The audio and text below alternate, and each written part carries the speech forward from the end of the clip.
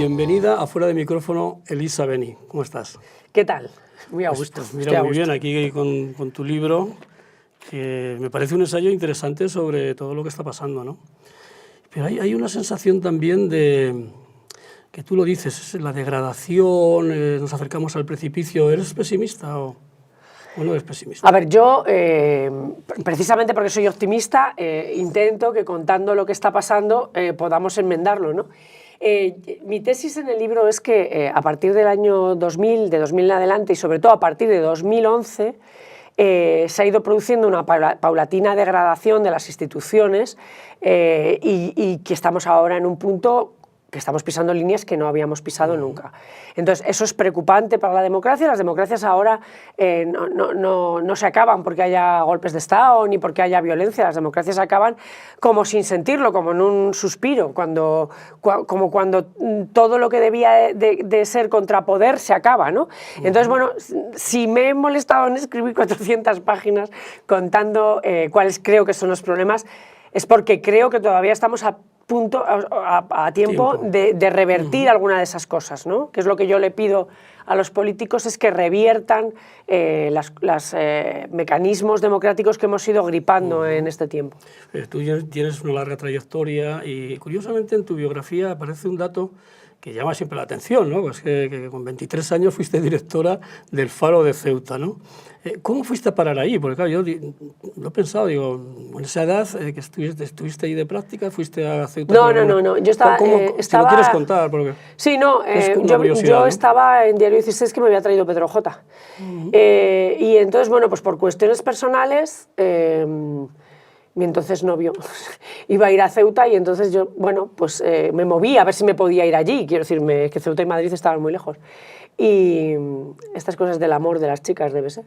Y entonces pues me ofrecieron, no un trabajo, sino que me ofrecieron dirigir el periódico. Hay que también tener en cuenta que entonces las cosas no eran como ahora, o sea, no estábamos conectados por internet, no tal, y entonces, bueno, yo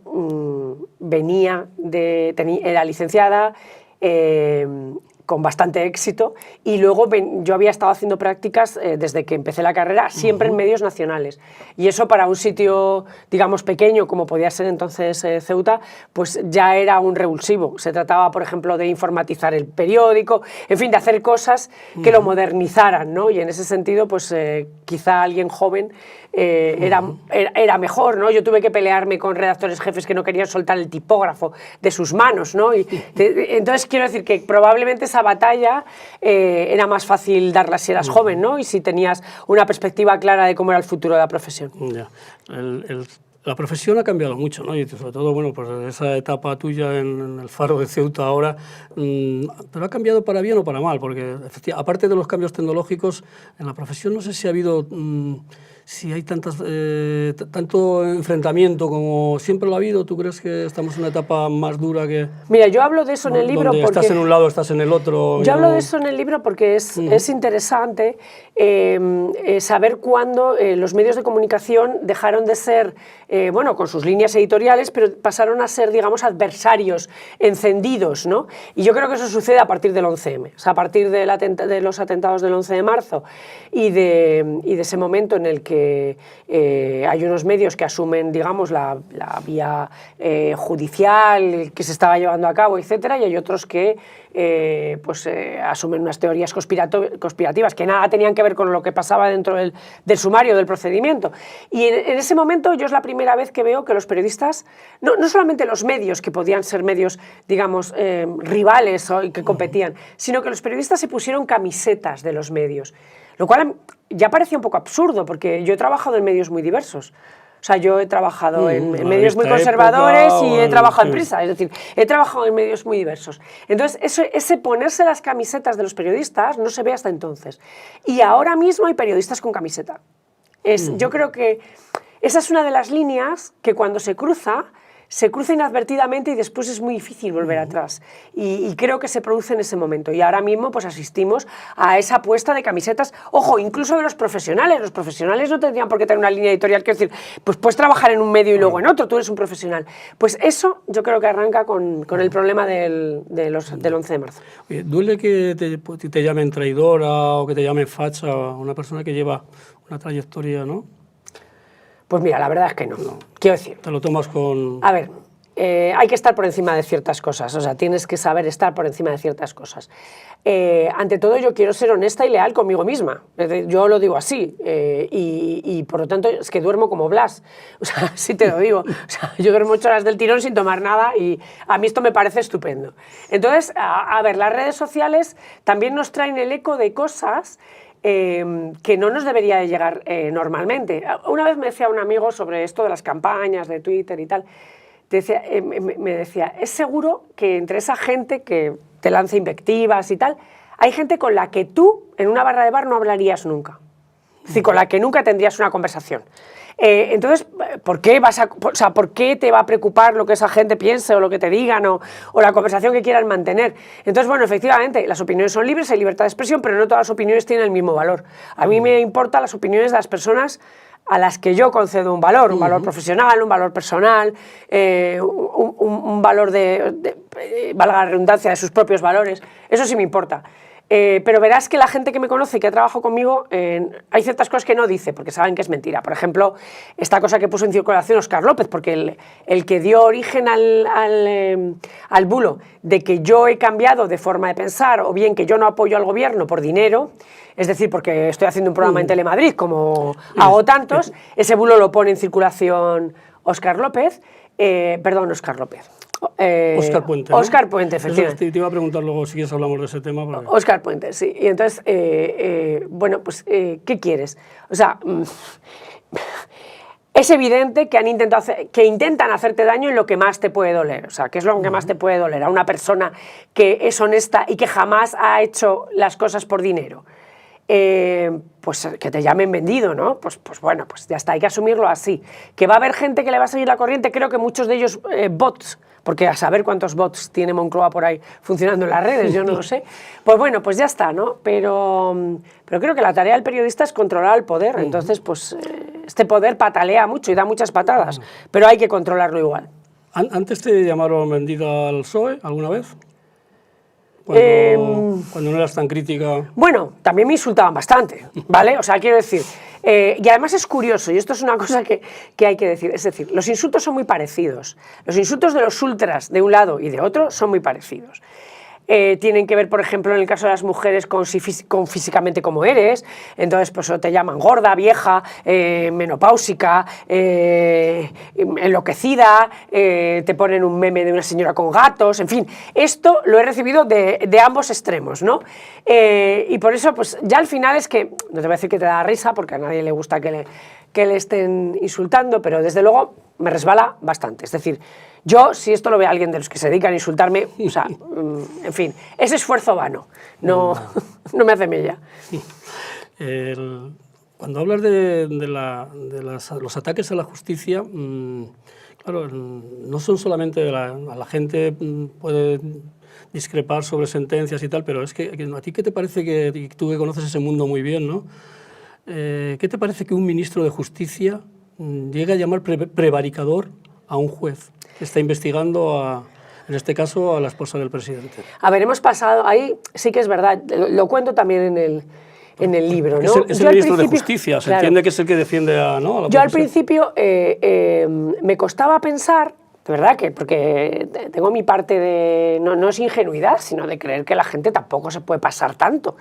Entonces, al principio los jueces que te contaban cosas y tal, y decían, esto es una campaña y está dirigida, y es una campaña clarísima. Y yo decía, hombre, no va a ser una campaña para desacreditar a todo el Poder Judicial, no sé. Pero luego me he dado cuenta que sí, que hay una campaña. Que hay una campaña que ya se ha hecho en otros países, y ahí lo analizo claramente, se ha hecho en México, se ha hecho en Hungría, una campaña en la que se le intenta transmitir a la población que la justicia, que era una de las cosas mejor valoradas por los españoles, es una cosa aleatoria, vendida, en la que no hay que confiar, los jueces son todos fascistas, están comprados, los juicios son ridículos, lo que te cuentan nada es verdad.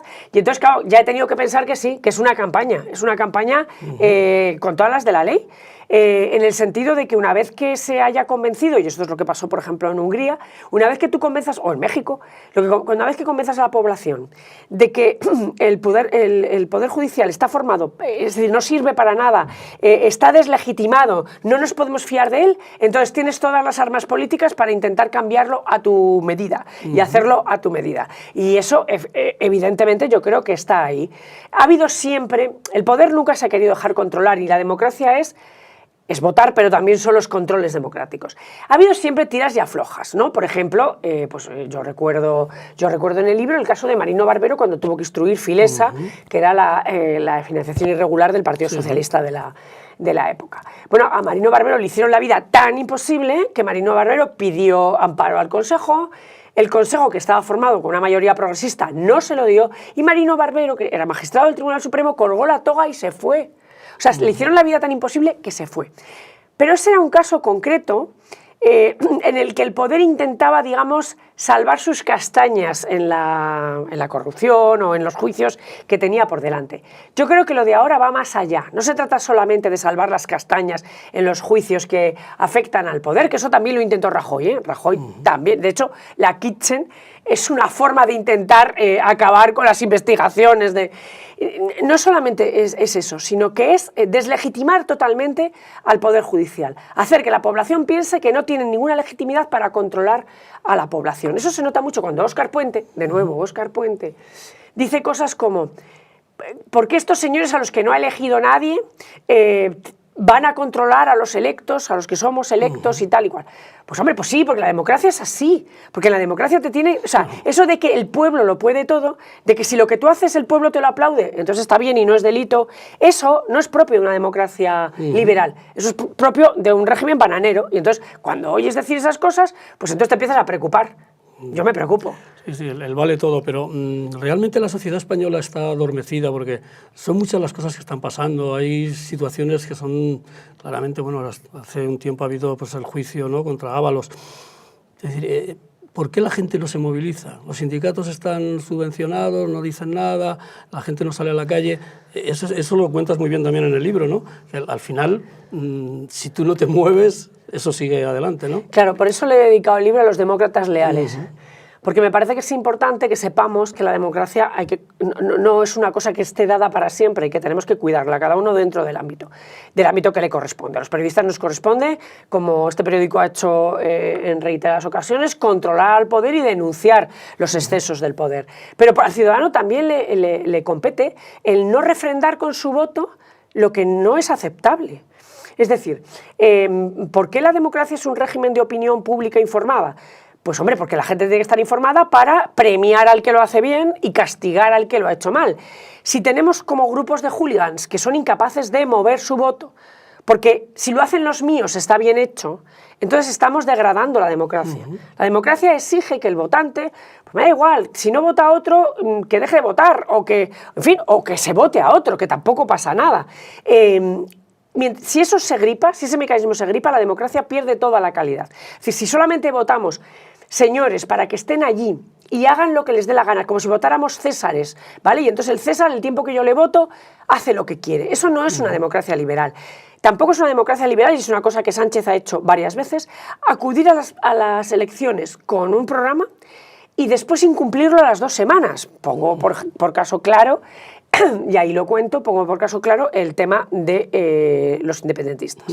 Tú no puedes hacer una campaña diciendo que vas a traer a Puigdemont y lo vas a sentar en el banquillo, que por cierto, cuando te preguntan cómo lo va a hacer, contestas de quién depende la Fiscalía, porque es en ese contexto en el que contesta eso, y después, cuando llegan las elecciones y necesitas el voto de Junts, pues cambiar de opinión de lo que tú le has prometido a tus electores, en fin, a las 3 semanas. Es decir, eso no funciona así, una democracia. Una democracia se concurre con un programa, y ese programa es una especie de contrato entre el elector y el elegido. Pero el elegido no puede hacer lo que le dé la gana. O sea, ahora prácticamente lo que nos dicen es que durante los 4 años de legislatura ahí hay un señor que no va a aceptar ninguna responsabilidad y que, bueno, pues que va a hacer lo que quiera en tanto en cuanto esté gobernando. Eso no puede ser. Pero ¿se puede gobernar sin los apoyos necesarios, incluso en el Parlamento? ¿Se puede gobernar sin presupuestos? ¿Se puede gobernar...? En una democracia que esté saludable, ¿no? Es que ese es uno de los síntomas claros de que la democracia no es saludable y el mecanismo se está empezando a parar, porque efectivamente el no tener presupuestos, que es la ley más política de un gobierno, son los presupuestos. Durante una legislatura, entiendo. Claro, pero el no tener presupuestos ya significa que no tienes apoyo político para lo que tú pretendes hacer con el dinero público. Pero el no tenerlos desde el anterior Congreso, es decir, desde antes de las elecciones, significa efectivamente que no tienes el apoyo para llevar a cabo tu programa. Es así de sencillo. Entonces, eso ya debería ser un motivo de dimisión. Luego, en una democracia parlamentaria, tú llegas al gobierno porque te respalda el Parlamento. Pero si tú en el Parlamento ya no tienes mayoría, pues claro que te tienes que ir o someterte a una moción de confianza, porque no tienes mayoría, porque es que ahora mismo no puedes sacar leyes. Entonces, ¿qué vas? A gobernar por decreto ley, que es, falseando, digamos, la función del decreto ley. Es que realmente la situación es ya la de una democracia que está herida, ya se ve que está herida. ¿Cuándo te caíste del caballo, Elisa? Yo creo que en el libro das a entender que fue a raíz de la ley del sí, ¿no? Bueno, a ver, yo empiezo... Es que, efectivamente, recordemos que primero había lo que yo llamo el gobierno bonito, que es el primer gobierno que hace Sánchez después de la moción de censura, y ya después de las elecciones él tiene que quitarse el insomnio y encamarse con Podemos. Entonces, hay un momento dado en que es evidente que cosas que el PSOE de toda la vida no hubiera hecho, las empieza a hacer porque tiran de ellos Podemos. Entonces, yo veo la ley del sí es una ley absurda en el sentido de que jurídicamente no mejora lo que había y además creó problemas como ya vimos. Bueno, entonces piensas, vale, una ley más mal hecha, un fracaso. Pero entonces llega la ley trans, que ahí es cuando verdaderamente... Llega la ley trans y entonces tú te das cuenta que la ley trans es una ley acientífica y irracional en el sentido de que va contra la razón y contra la evidencia científica. Cuando tú dices que el sexo biológico no existe y que el sexo se asigna al nacer, como si tú llegaras y hoy a mí me ha tocado la lotería de que me digan que soy mujer y a ti que eres hombre, pero nos podía haber tocado cualquier otra lotería. O sea, cuando alguien pone eso y lo escribe en el BOE, y cuando el PSOE de toda la vida traga con eso, yo ya me di cuenta que eso no podía ser. Es decir, si el principal partido de los dos partidos sistémicos que hay, uno de los partidos está dispuesto a tragar con cosas que son irracionales y científicas, entonces eso efectivamente es una caída al caballo. Por no hablar de esa defensa encendida del feminismo cuando acabas de hacer una ley como la ley trans que acaba en el borrado de las mujeres. Es decir, porque al final ser mujer es como una especie de cosa de, pues me apetece ser mujer y entonces me pongo una peluca y además acaba con todas las leyes de protección de las mujeres, con las leyes de igualdad que se han hecho de las listas electorales. Si tú haces una ley que dice que tiene que ir hombre, mujer, hombre, mujer o mujer, hombre, mujer, hombre y de repente son personas transgénero, que no lo dicen trans, pero es transgénero, no transexuales. Y resulta que esas ocupan el lugar de mujeres, pues resulta que las listas son de hombres otra vez todas. ¿Por qué el socialismo tiene ese empeño en decir que son feministas? Recientemente Zapatero decía que quería que en la Wikipedia figurara que además de haber sido presidente del gobierno, soy feminista, es feminista. Se ha utilizado demasiado esa palabra, ¿no? Bueno, es un tema de nicho de votos. Y esto sé que también Ábalos también decía que era feminista, claro, ¿no? lo cuento ahí. Es la manifestación, yo creo que es la de 2018, puede ser.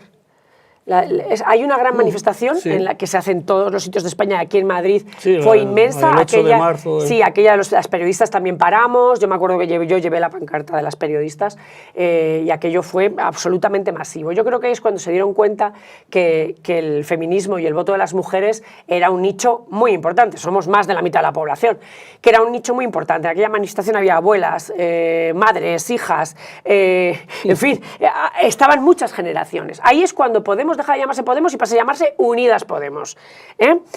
Aunque lo presentan 4 señores puestos allí, pero se llaman Unidas Podemos. Y entonces el Partido Socialista hace una cosa muy curiosa y es que teniendo como tiene feministas reales de toda la vida, yo la primera vez que oí hablar de feminismo allí en los años 80 fue por las mujeres socialistas que estaban comprometidas con esto, el techo de cristal, todas estas cosas, ¿no? Pues resulta que asumen un feminismo que no es tal, que es esta cosa queer que no tiene nada que ver con el feminismo tradicional. El PSOE coge a sus feministas de toda la vida y las arrincona. Arrincona a Ángeles Álvarez, que era una de las mujeres que más había luchado dentro del PSOE con eso, a Carmen Calvo, es decir, las arrincona. Y entonces adopta esta cosa con Podemos que a mí es que ya no solamente no me parezca un tipo, el feminismo clásico, es que no me parece un tipo de feminismo. Entonces, a raíz de ahí empieza una pelea por el voto feminista. ¿Qué pasa ahora? Que se han dado cuenta que con el juicio, por ejemplo, de Ábalos y otras cosas que hemos descubierto, evidentemente muchas mujeres están horrorizadas. O sea, en esas conversaciones y en esos... O sea, se ve cómo, ya no solamente cómo personas son absolutamente hipócritas y se venden como feministas y luego compran a las mujeres como si fueran carne y se las reparten en los chats como si fueran, no sé, cartas en un esto. Entonces eso hace mucho daño y en el sector también socialdemócrata de las mujeres y tal hace mucho daño. Entonces ahí están perdiendo voto. Y entonces ahora pues todos son más feministas que las mujeres. Pero si ahora hay hombres de izquierdas que a mí me discuten como si yo no llevara peleándome pues toda la vida por la igualdad, a mí me discuten ahora lo que es el feminismo, ¿no? Si cuando yo me fui a ese periódico del que hemos hablado con 23 años, eran todos hombres menos yo, que llegué a dirigirlos. Es decir, cuando uno ha sido de las pocas mujeres que ha habido en las organizaciones, claro, ahora te vienen señores y chicos jóvenes a explicarte lo que es el feminismo. O sea, este es el contrasentido al que hemos llegado. Pero es el voto, es el nicho de voto. Después de tantos años que llevas y como tertuliana en distintas cadenas, parece que ya el que o eres de un lado o eres de otro, si te quedas en medio como que tiene una penalización, ya no, igual no te llaman, o eso suele ocurrir o no. Bueno, yo creo que si tus opiniones tienen de verdad enjundia, interés, ¿no? Están alineadas. Te acaban llamando. O sea, se ha pasado que ha habido medios que antes me sentaban a la izquierda y ahora me sientan a la derecha. Y otros que, sí quiero decir, bueno, te barajan ahí, te ponen en un sitio, en otro, en el sitio intermedio, pero no te dejan de llamar. Sí que es cierto que es más peligrosa la presión que desde el poder se ejerce para que te saquen de los sitios. Eso es verdad que se produce. Hay presiones políticas para que te saquen de los sitios. Porque una persona como yo, que reconoce haber votado al Partido Socialista muchos años de su vida, que está denunciando que el PSOE actual no es la socialdemocracia y el PSOE de antes, que es otra cosa que vira al populismo casi, eso no les gusta, claro, porque no lo está diciendo, bueno, ahora soy facha también, porque en el momento en que tú criticas algo, pues ya Nicolás Redondo es facha, Felipe González es facha, yo soy facha y todo el mundo es facha. Y en realidad yo no me he movido de donde estaba. Son ellos los que se han ido a un lugar de la izquierda y del populismo donde es muy difícil seguirlos, la verdad. Tu salida del diario.es, el director dice que tú atacabas al periódico desde algunas columnas, desde tus intervenciones en tertulias, cuando parece que ha habido más tema político, ¿no? No sé si la palabra depuración, pero llevabas 10 años, ¿no? Sí, llevaba desde el principio. Yo empiezo a colaborar ¿Cuál es un poco en el diario.es tu reflexión sobre este tema? Cuando nace.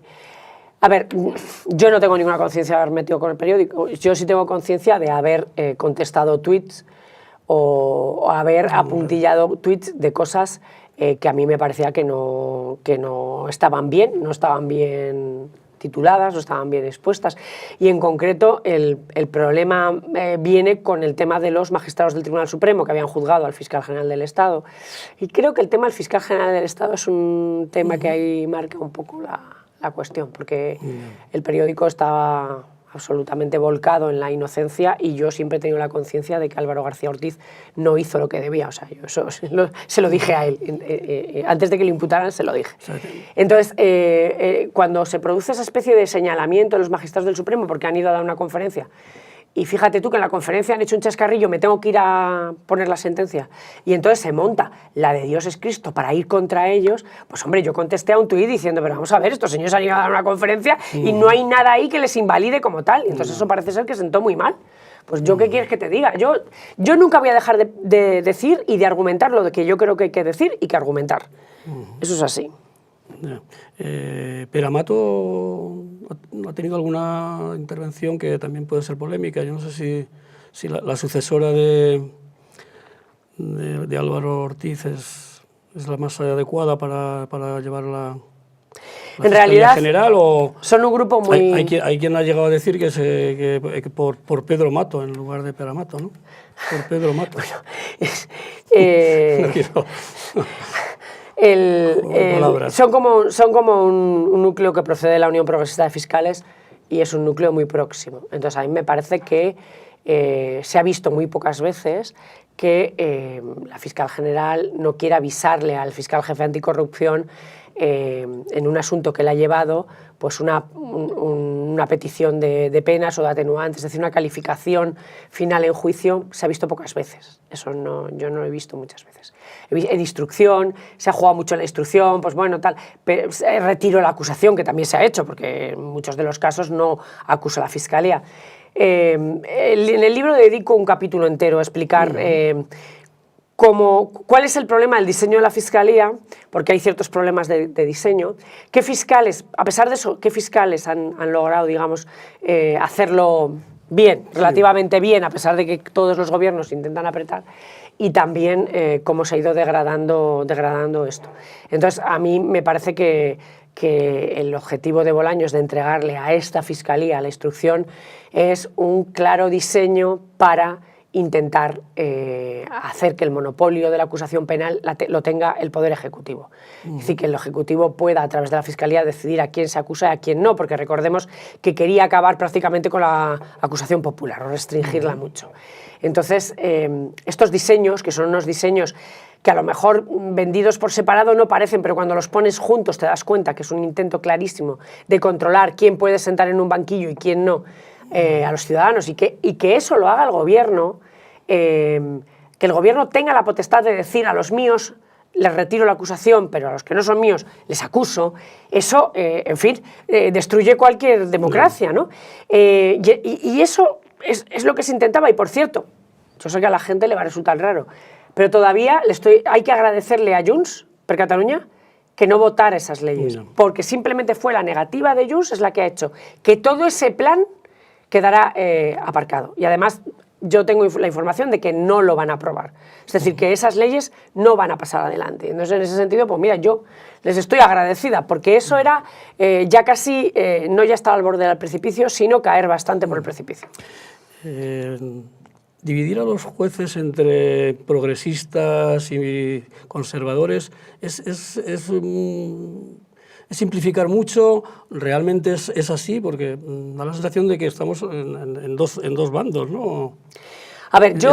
Ese tema que tú lo conoces bien. Le dedico bastante tiempo también en el libro. Yo, perdóname que he venido, sí, que he venido a hablar de mi libro. Pues le dedico también bastante tiempo a hablar el tema de las asociaciones judiciales, ¿vale? Y cuento que hay gente que no lo sabe, que al principio había una única asociación judicial. Es decir, a los jueces hay un debate constitucional sobre si hay que dejarlos que militen, que no militen, que se sindiquen. Entonces se les prohíbe la sindicación y se les permite las asociaciones profesionales. Y al principio solo hay una, porque se entiende que para defender los intereses, no sé, los sueldos, la carga de trabajo vale con una asociación. Pero dentro de esa asociación se intentan crear corrientes, en concreto la corriente de Jueces para la Democracia, y como no quieren dejar que haya corrientes, digamos, internas, pues entonces estos se separan y crean otras asociaciones, y ahí es cuando se produce, digamos, la diversidad. A ver, a mí me parece que hay un problema con el tema de las asociaciones judiciales y con el clientelismo. Es decir, con el hecho de que esperes que cuando gobierne el Partido Popular las asociaciones más conservadoras de fiscales y de jueces acaparen gran parte de los nombramientos, y que cuando gobierne la izquierda, pues sean Jueces para la Democracia y la Unión Progresista de Fiscales los que acaparen la mayor parte de los puestos. Porque primero esto vicia el sistema, hace que se puedan hacer este tipo de señalamientos que no ayudan, digamos, a la percepción de imparcialidad, y porque además acaba con el principio del mérito. O sea, yo creo que hay que nombrar a la gente que más méritos tenga. Porque el juez, si es juez, aunque tenga sus propios pensamientos, claro, el juez vota y en su casa piensa y puede ser de un equipo de fútbol y tiene sus ideas. Pero el compromiso del juez con su misión es dejar su conciencia en la mesilla todas las mañanas. Es decir, su conciencia, me refiero a lo que él piensa de la vida, dejarlo plegado en la mesilla y recogerlo por la noche. Pero cuando tú vas a trabajar, lo que tú piensas no tiene que ver, es la ley la que te tiene que guiar. Tú es el imperio de la ley. Entonces, claro, todo lo que sea permitir desacreditar jueces, no, porque este es de estos, este es de los otros, este tiene un primo hermano que un día cenó con no sé quién y entonces es de tal. Todo eso no solamente va en detrimento de los jueces, va en detrimento del propio sistema. No. Escribiste un libro relacionado con el 11M, creo que era La soledad del juzgador, ¿verdad? Eso te tuvo un coste alto para ti, ¿no? Porque entonces estabas casada con un juez o... Sí, bueno, y te pusieron la cruz, ¿no? Tuvo el coste de que decretaron mi muerte civil. Quiero decir, es que en aquel momento fue el PP, es decir, en un momento dado te matan unos o te matan otros, ¿no? Españolito que vienes al mundo, te guarde Dios. La España cainita, ¿no? Una de las dos Españas adelante el corazón. Bueno, aquello fue también un montaje del que... Por eso te digo que estos lodos vienen de aquellos polvos, ¿no? Porque hay un momento dado en que yo... O sea, el libro no tenía nada, de hecho pusieron todo tipo de quejas, protestas, demandas y no sé qué, y a mí el Supremo me dio la razón. El libro es un libro que cuenta el proceso del 11M, no revela nada, pero bueno, allí se montó una confluencia de gente diciendo poco más o menos que en el libro se revelaban secretos, mentira, ya lo dijo el Supremo, que el libro era no sé cuántos, que yo no sé qué, bueno, y entonces pues intentaron, me echaron del trabajo que yo tenía, a pesar de que mi jefe, bueno, el trabajo que era directora de comunicación del Tribunal Superior de Justicia de Madrid, a pesar de que los jueces de Madrid dijeron en el Consejo que yo, en fin, que yo sabía de esto y que lo estaba haciendo bien, bueno, pues fue mi culo, fue el que paró la patada que no podían darle al juez, y es así. Entonces, bueno, pues el mensaje de eso es que cuando a uno le han matado una vez y sigue aquí hablando, es porque ya es un zombie, es decir, no hay posibilidad de matarte otra vez. Ya eres un muerto viviente. ¿Te arrepientes de alguna cosa que hayas podido hacer a lo largo de...? Siempre hay algo, ¿no? Pero como en mi vida en general. No, de tu vida profesional. Me voy a confesar. De tu vida me voy a personal confesar aquí. No vamos a hablar, ¿no? De tu vida personal, no. Pues... no mucho. No, yo estoy bastante contenta con mi vida profesional, o sea... creo que he tenido el privilegio de poder hacer siempre lo que me gustaba hacer. Y volverías a ser periodista, vamos. Sí, por supuesto, por supuesto. O sea, yo soy periodista vocacional, me tuve que pegar con mi padre, comillas, para ser periodista, que él quería que hiciera derecho como todos los padres de la época. Y esto arranca así, es una anécdota, pero como cuando yo tenía como 8 o 9 años, me preguntaron una vez, mi ama, me preguntó, ¿tú de mayor qué te gustaría ser? Yo creo que a todos nos lo preguntaban, ¿tú qué quieres ser? Entonces, no sé, los chicos querían ser bomberos, astronautas. Y yo le dije, yo quiero ser novelista. Y es más, creo que dije novelista famosa. Y entonces me dijo mi ama, pero de eso no se come. Entonces no era una cosa así como una profesión. Tendrás que estudiar algo y tener una profesión. Y entonces yo pensé, ya cuando fui llegando a la adolescencia, ¿y cómo me puedo ganar la vida escribiendo? Y entonces pues, el periodismo fue la forma en la que me podía ganar la vida escribiendo, que es uno de los pocos dones que me ha dado el Señor, el de la escritura. A la vista de un poco lo que ha ocurrido en estos últimos 15, 20 años en nuestro país, hay gente que centra el foco en Zapatero, como que con Zapatero se jodió el tema. Yo no sé, tú al respecto... en el libro lo explico, cuándo se jodió el Perú. El capítulo tú hablas del 11M también llama, ahí, ¿no? No, pero yo vengo a decir... A raíz del 11M se enfrentan... Empezó a haber problemas desde mi punto de vista. Empezó a haber problemas en la segunda legislatura de Aznar. Cuando Aznar llega a la mayoría absoluta, ¿vale? Porque, por ejemplo, en los temas judiciales, en la mayoría absolutísima de Aznar, ahí ya se empiezan a tocar cosas. ¿Vale? Que entonces pasa más desapercibido porque como estábamos luchando contra el terrorismo, pues parece que todo valía, o sea, que todo nos parecía bien, pero ahí se empiezan a tocar algunas cositas, muchas relacionadas con el terrorismo, ¿vale? Y después, a partir de ahí, efectivamente, cuando llega Zapatero, pues se profundiza más en el tema. Oye, con Rajoy también hay sus cositas, porque Gallardón, que fue uno de los peores ministros de justicia que ha habido en este país, también pretendía, como Bolaños, cortar la acusación popular y darle la instrucción a los fiscales a la vez, o sea que eso ya lo inventó Gallardón, aunque no le dejó Rajoy hacerlo, pero él lo pretendía, era un proyecto que él tenía. Entonces, bueno, y luego ya, pues efectivamente, ahora mismo ya es que es como... Yo creo que no sé si hablo de obscenidad o de pornografía, porque hay cosas que sí, hay cosas que se hacen como de tapadillo y entonces hay que ser como más experto o como estar un poco vigilante de tu área para darte cuenta, uy, esta ley la hacen porque así podrán hacer esto, o esta ley la pueden hacer. Pero ahora ya todo es, yo creo que es por el tipo de sociedad que tenemos, ahora todo es mucho más obsceno, porque ahora la fiscal prohíbe que se acuse el día anterior y todo el mundo sabemos que es porque además en el juicio Aldama se ha despachado diciendo que el número 1 es el presidente del gobierno. Quiero decir, que ahora se hace todo a la vez, es como, o sea, a la cara, o sea, como si no hubiera ya ningún tipo de prurito, ¿no? Ni de control. La relación entre los políticos y los periodistas siempre, bueno, siempre es polémica, siempre tiene, ¿no?, sus altibajos, pero ahora realmente hay tertulianos que reciben los argumentarios de un partido. Dicen que sí. ¿Tienes conciencia? ¿A ti Dicen te que lo han mandado alguna vez? No, a mí no me han mandado nunca un argumento. Nadie se ha atrevido a hacer. No se ha atrevido. Nadie se ha atrevido. No solamente eso, sino otra cosa que parece ser que sí pasa, porque yo veo hay mucho trajín, y es que hay gente que mientras está debatiendo le envían comentarios sobre WhatsApp, lo que ha dicho, WhatsApp o sobre lo que debería decir. No, conmigo no se atreve. Bueno, los enfrentamientos entre los compañeros luego acaban siempre bien, porque tú has tenido algunos, ¿no? Recientemente tuviste uno con Toni Bolaño, creo recordar. Bueno, son diferencias, ¿no? Pero porque lo que estaba diciendo Toni Bolaños, que era, creo recordar, la versión oficial sobre un tema judicial, pues no era lo que... No. O sea, yo lo que hice... A ver, si tú sabes de una cosa, lo que no puedes hacer es como permitir, esto a mí me revela mucho, ¿no? Permitir que a tu lado estén diciendo cosas que no son así. Por ejemplo, en temas judiciales, que yo lo controlo bastante, modestia aparte, pues claro, cuando se están dando explicaciones que no tienen nada que ver con cómo funciona el sistema, con lo que dice la ley o con tal, pues hombre, tienes que entrar a decir que eso no es así. No vas a acumular con rueda de molino. No, porque a ver, las opiniones son libres, pero los hechos no. Entonces, es que ahora mismo hemos llegado a un punto en que los hechos también son muy libres.